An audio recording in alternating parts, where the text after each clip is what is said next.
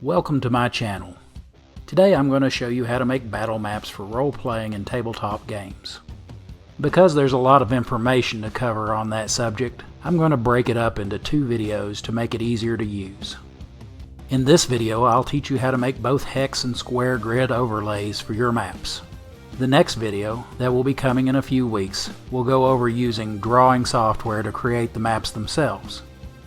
Between those videos, I'm going to release a couple of more videos where I sit down with a DM who has only ever run pre-made adventures and talk him through the process of how to write his own adventures. You won't want to miss that. Before we get into the rest of the video, I'd like to take a few seconds to tell you about my game design studio, Dark House Rules Games. We offer official D&D adventures on the DM's Guild, for example Ravenloft Prey of the Black Wolf. You can find it by clicking on the link in the video description below. Dark House Rules also has a huge number of accessories that are updated monthly. Do you want character or adventure art? We've got it. Original monsters or magic items? They're on our page already for you to use. Do you want battle, city, or area maps? No problem. Do you need new adventures or sandbox locations? We've got you covered. We even do commission art. At Dark House Rules Games, we take care of all your gaming needs. Just subscribe at our Subscribestar page at whatever tier is right for you. Follow the link in the video description below to sign up today. Okay, let's get started. First of all, I'm using Photoshop 6 in this tutorial. You can do pretty much the same thing with any version of Photoshop, or for that matter, drawing software that lets you draw with layers and that allows you to save images with transparent backgrounds. That other software may call the tools by different names, and they may be located in different places and different menus, but the technique will still work. Let's start with the square grid. The first step is to open a new document. Open Photoshop. Go to the File drop-down menu and select New. That will open this pane. Choose a name for your file.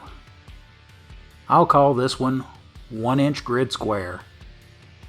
Then set height, width, and resolution. Because we are making 1-inch square grids, we will set our dimensions at 1 inch by 1 inch. I like to have plenty of resolution in my art, so I use 300 pixels or dots per inch, PPI or DPI, depending on the software. It doesn't matter what resolution you use as long as it's the same as the resolution of your map. Once you have all that set, press OK. Now you should have a 1-inch by 1 inch blank background canvas. Begin by creating a new layer over the default background layer. To do this, click on the Layer drop-down menu, select New, then slide over to Layer and click on it. It will create a second transparent layer on top of the background. With the new layer you just created selected, open the Rectangle tool and set to 1 inch height and the thickness you need for your line, or draw it out in older versions of the software. Go to the Select drop-down menu and choose All. This will select everything in that layer. Alignment options should appear at the top of your screen. Use those to move your rectangle to the bottom and to the center. Using older versions, you may have to manually draw and place the rectangle.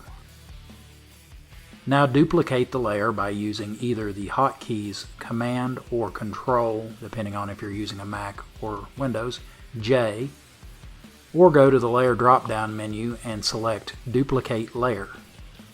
Select the copy layer and go to the Edit drop-down menu and select Free Transform, or use the hotkey Control or Command T. Put your cursor near one of the end nodes of your copied rectangle and move it around until you get the rotation cursor. Use that to rotate the copied rectangle 90 degrees. Use the alignment tools like before to center the copied rectangle along the vertical axis and to move it all the way over to one side of the canvas. This too may have to be done manually in older versions of Photoshop. This leaves you with a right angle made up of two rectangles that are of equal weight and 1 inch in length. Now we need to get rid of the canvas background, otherwise we will have a nice 1 inch by 1 inch grid when we apply this to your map, but the white fill will also completely cover your map. To get rid of the background, just select the background layer and delete it. The checkerboard you see covering the background indicates empty space. It will be transparent when you apply the grid to your map. Now we need to merge the two rectangle layers into one. This will give you a single shape instead of two. There are two ways to do this. The fastest way is to hold down the Shift key and to use your cursor to select both layers. Release the Shift key, then press Ctrl or Command E to merge the two layers together. The more labor-intensive way of doing this, if you forget the hotkeys, is to go to the Layers drop-down menu and hover over New. Slide over and select Group. Name the group whatever you like, then press OK. Then move each layer into that group and close it. Right-click on the group and select Merge Group. Alright, with that done, this is where the magic happens. Go to the Edit drop-down menu and select Define Pattern. It will give you the option to name the new pattern you are creating. For me, because I plan on using this for years to come, I'll call it Grid Square 1 inch 300 dpi. Once you have the new pattern named, click on OK. Now that you have the new grid pattern created, all you need to do to use it is open the image file you plan on putting the grid on. Normally that would be a map, but for this demonstration I'll use this piece of monster art from my upcoming DM's Guild adventure, Ravenloft, Clan of the Black Wolf. It is the same resolution as the grid pattern I just made, and it has a lot of black and other dark colors, so it will help me demonstrate the next few steps. Now that you have your image open, go to the Layer drop-down menu and select New Fill Layer and choose a pattern. This option can also be found in the half and half circle near the garbage can. Select the pattern thumbnail, or in older versions of Photoshop, type in the name and click OK, and OK again if Photoshop found the correct pattern. And there you have it, a square grid over the entire image. As you can see, the grid disappears anywhere the image is black or charcoal gray. If you want to see the grid across the entire image, you're going to need to change the color to something with higher contrast to the image below. To do that, click on the Hue/Saturation Adjustment layer. Then press Ctrl, Alt, or Command, Option G hotkey to connect the Hue/Saturation Adjustment to that layer. Then just use the slider to change the color and/or saturation of the grid until it looks good to you. This process can also be used with clipping masks to add terrain markers. This will save you a huge amount of time. I wish I'd known about this trick when I drew all the maps for Ravenloft Prey of the Black Wolf. It would have saved me hours and hours. Okay, now that we have the basics of a square grid behind us, let's move on to a hex grid. I looked all over YouTube for how-to videos on making hex grid overlays and couldn't find one. So I had to sit down and scratch my head for about 20 minutes and come up with a way to use the same technique I just showed you for the square grid to make a hex grid. There are only two differences, and here they are. When creating the new document, instead of setting the canvas dimensions to 1 inch by 1 inch, set them to 3 inches by 1.75 inches. And instead of using right angles, you use this shape.